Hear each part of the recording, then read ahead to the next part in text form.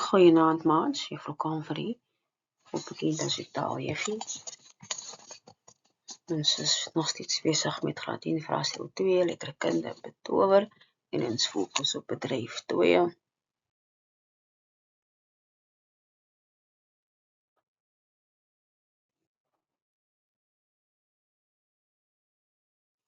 The summary of bedryf 2 speel af in die bos, so the setting is now the bos. And Oma says in by die school, so we have 3 scenes, we have 3 settings. Ons het 3 scenario's. 3 ruimtes, die ander woord is ruimte, is in die bos. By Oma se huis en by die skool. Nadia volg vir Punk wanneer hy in die bos gaan. Sy sien iets ongewoon wanneer Punk groen word soos die blare en dan in 'n skadu verander en wegraak. Nadia besef haar ouma sal bekommerd wees oor waar sy is en haar ma sou ook nie daarvan hou as sy agter seuns aanloop nie. Sy besluit om huis toe te gaan. Nadia verwys na haarself as 'n yskaskind omdat haar ma altyd post-it notes op die yskas gelos het. Nadia sê wat gebeur het tussen haar en die seun in Johannesburg is haar ma se skuld. Die seun Armand het gesê hy is lief vir haar en nie haar ma nie. So yskaskind hier. The reason why Nadia refers to herself to yskaskind, she and her mother does not have a normal mother and daughter relationship or communication line. Her mother will communicate with her by writing notes and then post it on the fridge. Yskas. Daardie aand probeer Nadia sin maak van wat sy in die bos gesien het. Sy lê op die rusbank op die stop en doen huiswerk. Nadia ervaar 'n droom waar Punk aan haar verskyn in wit geklee vir haar glimlag en sy hand aan haar uitsteek. Vrydagoggend sit Nadia in die Engelse klas. So now here the previous slide was in the bos and at home as well where she thinks back. Now here is back at the school in die Engelse klaskamer en sien dat Punk 'n blaar in sy hare het.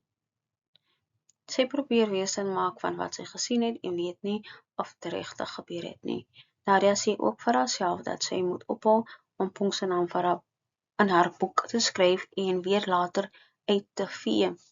Punk en Gavin ervaar 'n konfrontasie waar Gavin baie aggressief voorkom. So now here is the second scene where Gavin is bullying Punk.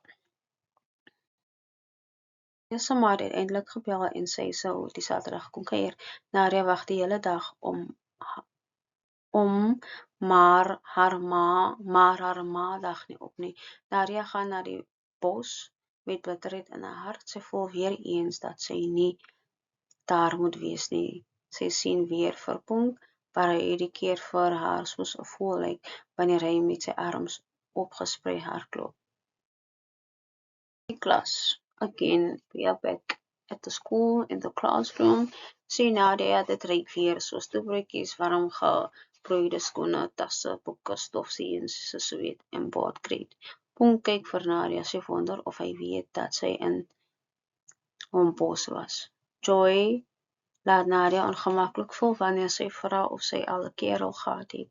Punk is na pause nie, kerel means boyfriend. Punk is na pause nie in die klas nie. Net sê dat, so yeah, pause.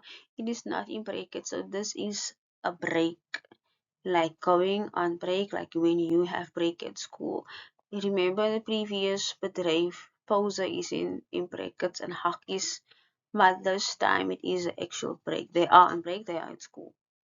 Punk sê na pause in die klas, nie dat sy tas lê langs sy tafel. Tas is sy backpack, sy rugsak. Dis 'n ander woord vir rugsak en tas. Nadia wil dit kantoor toe vat, maar Punk kom in en vat dit by haar. Die vraag bedryf hoe Nadia vir Punk kan volg. Nommer 2, wat gebeur met Punk sodra hy by die bos kom? Nommer 3, noem 2 dinge wat Nadia beïnvloed om huis toe te gaan.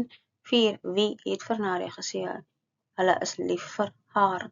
5.1 Hoe het Nadia se ma met haar gepraat, gecommuniceer? How did her mother spoke to her? How did they communicate? How did her mother, Nadia's mother, communicate with her? By doing what? 5.2 Hoe het Nadia se ma vir haar geld gelos? 5.3 As gevolg hiervan noem Nadia haarself iets. Wat noem sy haarself? There is something that she refers herself to after her mother's actions. So she refers herself to what? Nummer 6. Volgens Ponk is daar 3 dinge wat luister wanneer 'n mens praat. Benoem al 3 7. Hoekom oortuig Nadia haarself dat Ponk nie regtig groen word nie? Nummer 8. Waar doen Nadia huiswerk? Huiswerk is homework, so waar beteken where, location, waar. 8.2 Wat gebeur terwyl Nadia haar huiswerk doen? 8.3 Wat sien Nadia moet sy ophou doen? 9. Hoekom was Nadia se ouma opgewonde? 10. Watse teleurstelling ervaar Nadia? 11. Watter leuen vertel Nadia vir haar ouma sodat sy bos toe kan gaan? 12. In die bos sien Nadia vir Ponk en sy vergelyk hom met iets. Wat sien sy? 13. In die klas sien Nadia dat die klas na verskeie dinge reik. Verskeie dinge. Like the word verskeie means different types of things. Verskeie, it's a lot, it's many. As baie. So you have to mention only two. She is mentioning a lot of things that the class smells like what and what and what and what. So that is the word verskeie. It's more than one, it's many, it's plural. Noem 2. 14. Wat het Ponk altyd in sy hande? What does he have in his hands? What does he normally has in his hands? 15. Hoekom kyk Nadia skuldig weg wanneer Ponk vir haar kyk? Skuldig means guilty. The word guilty. 16. Hoekom het Nadia nie kans gehad om te leer nie? Why didn't she have a chance to study? Or what is the reason that she couldn't study? 17. Joy verwys na haarself as 'n totale koek. Wat bedoel sy daarby? 18. Watter woord word gebruik vir dieselfde betekenis as fotos? So there's a word that they are using that has the same meaning as photos. So that word you need to give.